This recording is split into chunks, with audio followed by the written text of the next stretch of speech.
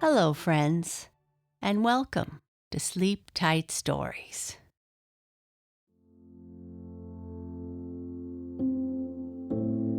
This story is about a little girl named Ava. She is a sweet, loving, happy girl with a little sister who is blind. Ava knows she will never be perfectly happy as long as her sister cannot see. So she sets out to find an old woman who everyone says can help her with her problem. Will the old woman be able to help Ava? And what will Ava need to do? The Little Blind Sister. Once upon a time, there lived a child whose name was Ava. She was sweet and loving and had everything in the world to make her happy. But she had a little blind sister, and Ava could not be perfectly happy as long as her sister's eyes were closed, so that she could not see the beautiful world, nor enjoy the bright sunshine.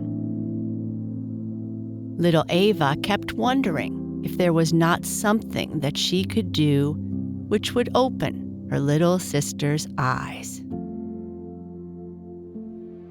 At last, one day, she heard of an old woman, nobody knew how old, who had lived for hundreds of years in a dark cave, not many miles away.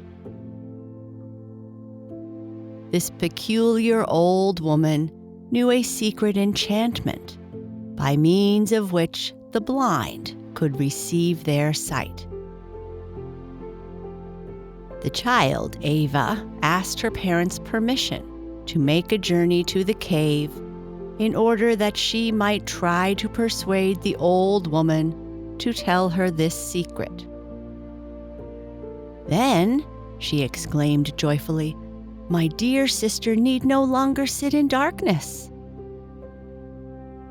Her parents gave her a somewhat unwilling consent, as they had heard many strange and unsettling stories about the old woman. At last, however, one fine spring morning, Ava started on her journey. She had a long distance to walk, but the happy thoughts in her heart made the time pass quickly, and the soft, cool breeze seemed to be whispering a song to her all the way. When she came to the mouth of the cave, it looked so dark that she almost feared entering it. But the thought of her little sister gave her courage, and she walked in. At first, she could see nothing, for all the sunshine was shut out by the frowning rocks that guarded the entrance. Soon, however, she could see the old woman sitting on a stone chair, spinning a pile of flax into a fine thread.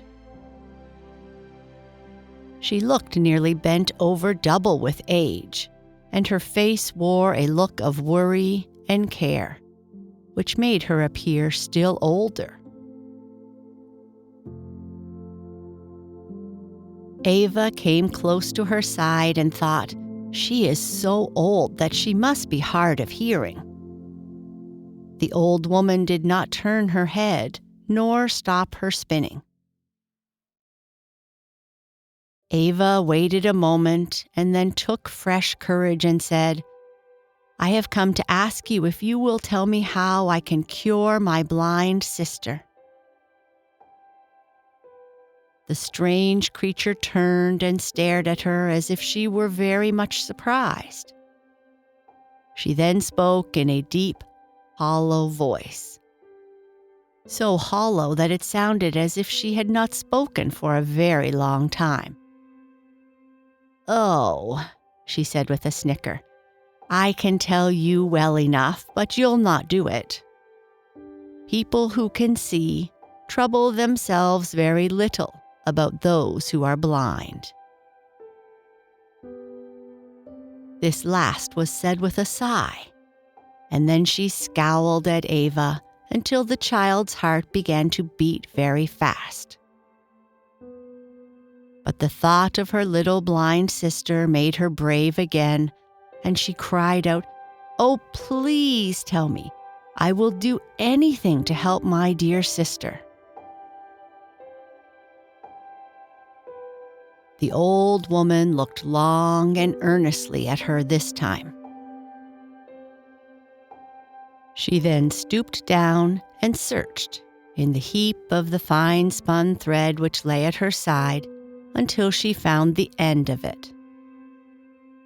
This she held out to the child, saying, "Take this and carry it all around the world. And when you have done that, come to me, and I will show you how your blind sister may be cured." Little Ava thanked her and eagerly seized the tiny thread, wrapping it carefully around her hand so that she might not lose it, turned, and hastened out of the close, damp cave. She had not traveled far before she looked back to be sure the thread had not broken. It was so thin. Imagine her surprise to see that instead of its being a gray thread of spun flax, it was a thread of golden light that glittered and shone in the sunlight as if it were made of the most precious stuff on earth. She felt sure that it must be a magic thread and that it would somehow help her to cure her blind sister. So she kept going on, glad and happy.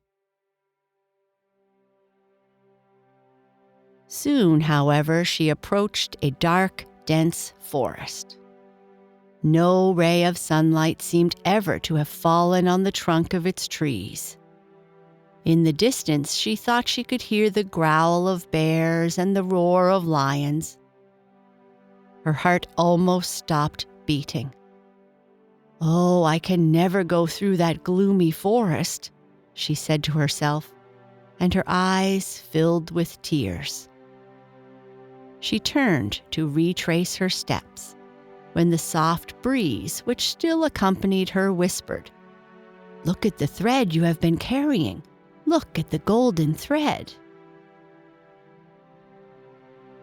She looked back, and the bright, tiny line of light seemed to be actually smiling at her as it stretched across the soft grass-covered ground far into the distance, and strange to say, each tiny blade of grass which it had touched had blossomed into a flower. So, as the little girl looked back, she saw a flowery path with a glittering line of golden light running through it. "How beautiful!" she exclaimed. "I did not notice the flowers as I came along, but the enchanted thread will make the next traveler see them."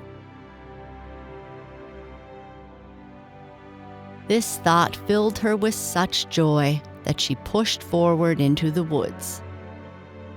Sometimes she knocked her head against a tree which stood in her way. Sometimes she almost felt she was lost. But every now and then she would look back, and the sight of the tiny thread of golden light always renewed her courage. Once in a while, she felt quite sure that she could see the nose of some wild beast poking out in front of her. But when she came nearer, it proved to be the joint in a tree trunk or some strange fungus which had grown on a low branch. Then she would laugh at herself and go on. One of the wonderful things about the mysterious little thread which she carried in her hand was that it seemed to open a path behind it, so that one could easily follow in her footsteps without stumbling over fallen trees or bumping against living ones. Every now and then, a gray squirrel would frisk by her in a friendly fashion, as if to remind her that she was not alone, even in the twilight of the dark woods. After a while, she came to the part of the forest where the trees were less dense, and soon she was out in the glad sunshine again. But now a new difficulty faced her. As far as she could see stretched a low, swampy marsh of wet land. The mud and slime did not look very inviting, but the thought of her little blind sister came to her again, and she bravely plunged into the mire. The dirty, dripping mud clung to her dress and made her feet so heavy that she grew tired lifting them out of it. Sometimes she seemed to be stuck fast, and it was only with a great effort that she could pull out first one foot and then the other. A lively green frog hopped along beside her and seemed to say in his funny, croaking voice, "Never mind the mud, you'll soon be through it." When she had at last reached the end of the slippery, sticky marsh and stood once more on firm ground, she looked back at the tiny thread of golden light which trailed along after her. What do you think had happened? Wherever the mysterious and beautiful thread had touched the mud, the water had dried up, and the earth had become firm and hard, so that any other person who might wish to cross the swampy place could walk on firm ground. This made Ava so happy that she began to sing softly to herself. Soon, however, her singing stopped. As the day advanced, the air grew hotter and hotter. The trees had long ago disappeared, and now the grass became parched and dry, until at last she found herself in the middle of a dreary desert. For miles and miles, the scorching sand stretched on every side. She could not even find a friendly rock in whose shadow she might rest for a time. The blazing sun hurt her eyes and made her head ache, and the hot sand burned her feet. Still, she kept going, cheered by a swarm of yellow butterflies that fluttered just ahead of her. At last, the end of the desert was reached, just as the sun disappeared behind a crimson cloud. Dusty and weary, Ava was about to throw herself down on the ground to rest. As she did so, her eyes turned to look once more at the golden thread which had trailed behind her all day on the hot sand. Lo and behold, what did she see? Tall shade trees had sprung up along the path she had traveled, and each tiny grain of sand that the wonderful thread had touched was now changed into a diamond, or ruby, or emerald, or some other precious stone. On one side, the pathway across the desert shone and glittered, while on the other, the graceful trees cast a cool and refreshing shade. Little Ava stood amazed as she looked at the beautiful trees and the sparkling gems. All feeling of weariness was gone. The air now seemed mild and refreshing, and she thought that she could hear in the distance some birds singing their evening songs. One by one, the bright stars came out in the quiet sky above her head, as if to keep guard while she slept through the night. The next morning, she started forward on her long journey around the world. She traveled quite pleasantly for a while, thinking of how cool and shady the desert path would now be for anyone who might have to travel it, and of the precious jewels she had left for someone else to gather up. She could not stop for them herself. She was too anxious to press forward and finish her task, in order that her little blind sister might soon see. After a time, she came to some rough rocks tumbled about in great confusion, as if angry giants had thrown them at each other. Soon the path grew steeper and steeper, and the rocks sharper and sharper. Before her, she could see nothing but more rocks, until they piled themselves into a great mountain, which frowned down upon her, as much as to say, "How dare you attempt to climb to my summit?" The brave child hesitated. Just then, 2 strong eagles with outspread wings rose from their nest of sticks on the side of the steep cliff nearby, and soared majestically and slowly upwards. As they passed far above her head, they uttered a loud cry, which seemed to say, "Be brave and strong, and you shall meet us at the mountaintop." Sometimes the ragged edges of the rocks tore her dress, and sometimes they caught the tiny golden thread and tangled it so that she had to turn back and loosen it from their hold. The road was very steep, and she was forced to sit down every few minutes and catch her breath. Still, she climbed on, keeping the soaring eagles always in sight. As she neared the top, she turned and looked back at the enchanted thread of golden light, which she had carried through all the long, strange journey.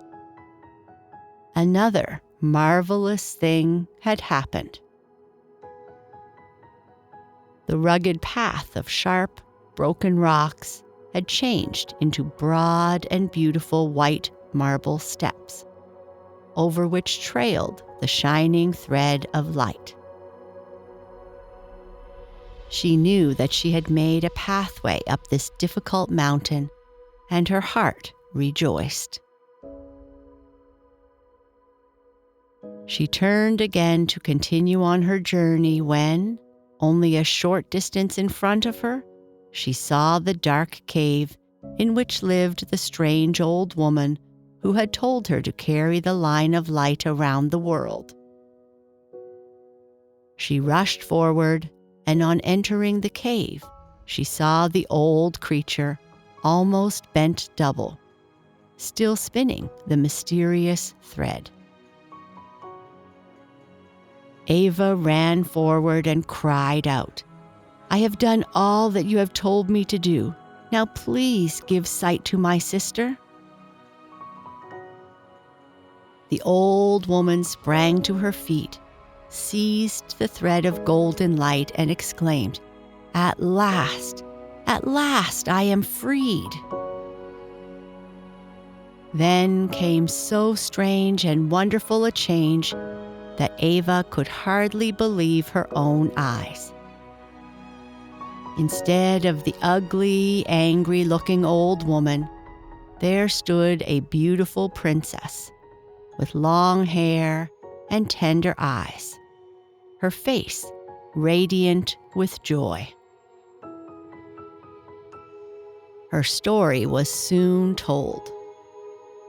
Hundreds of years ago, she had been changed into the bent old woman and put in the dark cave on the mountainside, because she, the daughter of the king, had been selfish and idle, thinking only of herself, and her punishment had been that she must remain, thus disguised and separated from all companions and friends, until she could find someone who would be generous and brave enough to take the long, dangerous journey around the world for the sake of others. Her mother had been a fairy princess and had taught her many things which we have yet to learn. She showed Ava how, by dipping the golden thread into a spring of ordinary water, she could change the water into golden water, which glittered and sparkled like liquid sunshine. Filling a pitcher with this, they went quickly together to where the little sister sat in darkness, waiting for someone to come and lead her home. The beautiful princess told Ava to dip her hands into the bowl of enchanted water and then press them upon the closed eyes of her sister.